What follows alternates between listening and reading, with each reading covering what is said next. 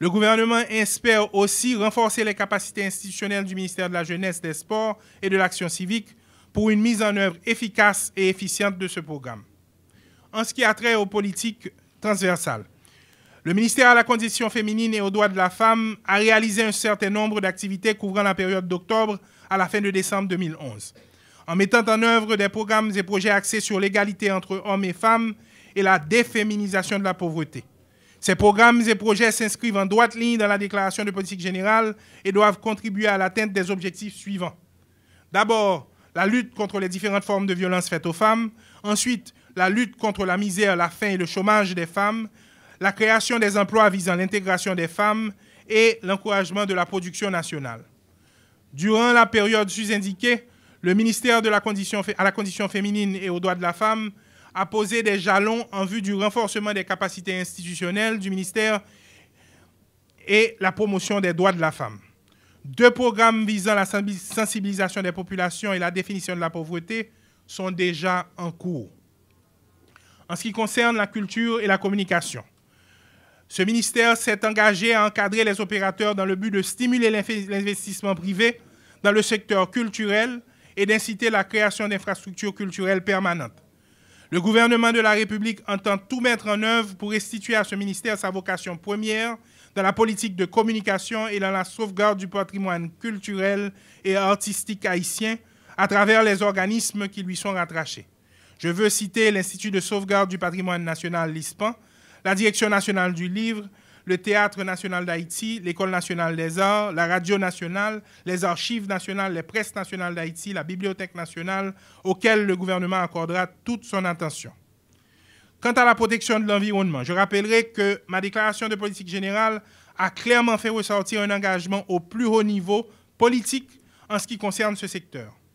L'environnement y est situé dans une perspective la plus globalisante que possible pour signifier que sa réhabilitation, sa transformation et sa promotion devraient représenter un élément vital du développement durable d'Haïti. Le ministère a mis en branle un ensemble d'actions devant lui permettre de donner une réponse aux urgences environnementales. Le ministère, pour s'y prendre, s'est efforcé d'instrumentaliser la gestion de l'environnement par l'introduction du concept d'emploi vert dans une optique de décloisonnement de l'environnement en vue de créer des emplois et lutter contre la pauvreté. Le concept d'emploi vert s'entend ici comme tout emploi dans divers domaines, pollution, énergie, promotion de l'entrepreneuriat propre, réduction de la vulnérabilité environnementale, qui contribuent à la préservation ou au rétablissement de la qualité de l'environnement. Le programme de création d'emplois verts enclenché a touché pratiquement tous les départements du pays. De l'ensemble des interventions privilégiées, la majorité des actions tombe dans l'initiative relative aux rues propres, jobs verts et villes vertes, avec une emphase sur l'assainissement des quartiers précaires. Une seule action a couvert l'initiative relative à la réduction de la vulnérabilité environnementale et à la stabilisation des versants. Elle s'est déroulée à Randel, sur la côte sud du pays, une zone qualifiée par le ministère de l'Environnement de sensible et à haut risque. En général, les regroupements organisés ont représenté le fer de lance de l'action gouvernementale de création d'emplois verts. La typologie des associations touchées par les interventions est répartie en associations soutenues par et recommandées par les élus, associations écologiques, secteur privé, associations d'artistes et d'artisans et associations de citoyens ordinaires non appuyées par ou soutenues par ou recommandées par les élus. Un biais a été volontairement retenu en faveur des associations recommandées par les élus, jusqu'à hauteur de 74% des interventions. Ce ministère envisage ainsi d'apporter un appui à l'entrepreneuriat vert, de lutter contre le changement climatique et de contrôler les maladies environnementales. Pour les prochaines semaines, le cap est mis sur la prochaine campagne de reforestation qui permettra, entre autres, de terminer les travaux de construction du premier centre de propagation végétale dont l'inauguration est prévue pour le 20 janvier 2012 et lancer la production de 3,5 millions de plantules en soutien à la prochaine campagne de reforestation prévue pour mars 2012. Mesdames, Messieurs les parlementaires, j'ai évidemment réservé pour la fin le ministère des Travaux publics. Tant sont nombreux et efficaces les interventions réalisées au cours de ces 3 derniers mois. Toutefois, je ne m'étendrai pas beaucoup sur ces réalisations dans le cadre de ce résumé. Je me contenterai de vous indiquer quelques-unes des grandes actions menées dans le domaine des infrastructures. Les réalisations des infrastructures se situent dans le cadre du plan d'action dicté par le ministère, à savoir la poursuite des grands travaux en cours, le lancement de nouveaux projets, la mise en place d'un programme d'urgence de création d'emplois, la réalisation de travaux d'entretien courant de route, la réalisation de travaux de curage d'ouvrages et de drainage qui vont inclure l'entretien périodique de route Carrefour-Pilboro-Marmelade qui est lancé par le FER et la conception et la construction du pont Godin et Mapou au Gonaïve qui est financé par l'Union européenne, la réhabilitation de la route nationale numéro 1, la réhabilitation de la route nationale numéro 1 au niveau de Marchand, l'entretien périodique de la route de Carrefour, la construction de ponts l'eau 1, 4 ponts, enfin j'en passe et la description est dans le rapport qui est beaucoup plus complet. En conclusion, les principales actions menées par mon gouvernement pour la période constituent un début d'exécution des différents engagements souscrits à l'occasion de mon exposé de politique générale par devant les deux chambres réunies en Assemblée générale. Si le cap est pris, la concrétisation de ces engagements va nécessiter des efforts persévérants et une détermination sans faille. Le gouvernement, persuadé de pouvoir atteindre ses objectifs à la faveur des politiques publiques déjà initiées, entend continuer sur la voie et ainsi tracée et intensifier ses interventions de janvier à juin 2012. En perspective, pour l'exercice fiscal en cours, les actions suivantes articulées autour des 5 E du président de la République seront réalisées.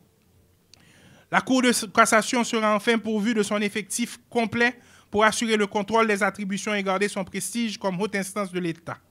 De plus, il sera procédé à la réalisation de projets d'envergure comme la construction du Grand Quartier Général de la Police, de l'Inspection Générale de la Police, de la base marine des Cayes et de la réhabilitation de plusieurs commissariats affectés par le tremblement de terre du 12 janvier 2010. En ce qui a trait à l'emploi, des actions seront entreprises au niveau des secteurs de l'agriculture, de l'industrie, de la construction, du tourisme et la mise en place des infrastructures dans plusieurs zones du pays auront des effets stimulateurs sur la création d'emplois. Parmi les plus importants, je citerai la création de plusieurs zones économiques, la construction par la chaîne d'hôtels internationale Marriott d'un hôtel de plus de 200 chambres, la rénovation du palais de Sans Souci, la modernisation de l'aéroport, la construction des aéroports des cas utilisateurs des systèmes d'irrigation portant sur 48 000 hectares, la relance accélérée de l'industrie des œufs et des poulets, l'appui au développement de la pêche maritime et j'en passe. En ce qui a trait à l'environnement, nous lancerons un programme de reboisement dans les départements du centre et du nord-ouest. Nous appuierons une expansion du lit de la rivière Orange, la construction des réservoirs en amont de la ville, ainsi que le remplacement des ponts et la gestion des bassins versants, permettant de protéger davantage la ville de Jacmel contre les inondations. Nous initierons la protection d'environ 300 km² de terre contre les inondations au Caille et à Campérin, et nous poursuivons les travaux de reboisement et de réhabilitation des bassins versants, gabionnage au long des rivières de Tiburon, Port-Salut, Port-à-Piment, Île-à-Vache, Ravine du Sud et Cavaillon. Dans l'éducation, nous participerons à la reconstruction de 30 écoles publiques fondamentales dans 8 départements. Il y aura aussi la construction par le FAES de 30 écoles dans 7 départements, excepté dans l'Ouest, NIP et le Sud-Est, qui bénéficieront de 25 structures semi-permanentes. Il sera construit ou reconstruit plus de 130 écoles dans le département de l'Ouest, ainsi que plus de 100 écoles semi-permanentes dans les zones métropolitaines de Port-au-Prince. Dans l'énergie, nous serons impliqués dans le renforcement de la capacité de l'EDH dans la zone métropolitaine de Port-au-Prince et à travers le territoire en passant en 2012 à Port-au-Prince à 21 MW. Il sera réhabilité 5 stations de l'EDH à Port-au-Prince. Le barrage de Péligue sera réparé et le réseau électrique de Trou-du-Nord, Terrier-Rouge, Fort-Liberté sera enfin construit. L'installation de nouveaux systèmes hydroélectriques pour alimenter la ville des Cayes et la Grand'Anse sera initiée. Et l'installation de 260 panneaux d'éclairage solaire dans la Grand'Anse et dans les NIP seront installés. Voilà, en gros, mesdames et messieurs les parlementaires, un résumé du rapport de l'action gouvernementale sur les 3 derniers mois. Je présume que vous avez suivi tout au long de l'exposé le fil conducteur qui lie le bilan à mon énoncé de politique générale et qui facilitera l'exercice de votre mission constitutionnelle de contrôle sur le gouvernement. Ce bilan, qui représente le parcours du gouvernement de la République au cours de ces 3 derniers mois, n'est pas encore à la hauteur de nos aspirations et évidemment de l'espérance et des attentes du peuple haïtien. Cependant, les résultats déjà obtenus attestent du sérieux avec lequel les problèmes ont été approchés. Beaucoup d'activités sont en marche. Le chapitre des perspectives adjoint au bilan vous dévoile suffisamment le vaste champ des prochaines actions. Je ne cesserai pas de répéter que 2012 sera l'année des grandes opportunités. Et nous ne saisirons ces opportunités que dans la mesure où nous saurons nous entendre, nous donner une main fraternelle et sincère par-dessus les cloisons et les clivages artificiels. Transcendant les erreurs du passé et les épisodes éphémères d'incompréhension, nous devons concrétiser l'union sacrée qui seule nous donnera la force de nous lancer dans la sublime épopée du développement national. En tant que chef du gouvernement, je vous invite, frères et sœurs parlementaires, à prendre la mesure des défis et des enjeux et d'inscrire vos pas vigoureux et unis dans le sillon des opportunités de l'ère nouvelle qui se lève sur une Haïti impatiente pour une Haïti du changement, du renouveau et de la modernité. Je vous remercie.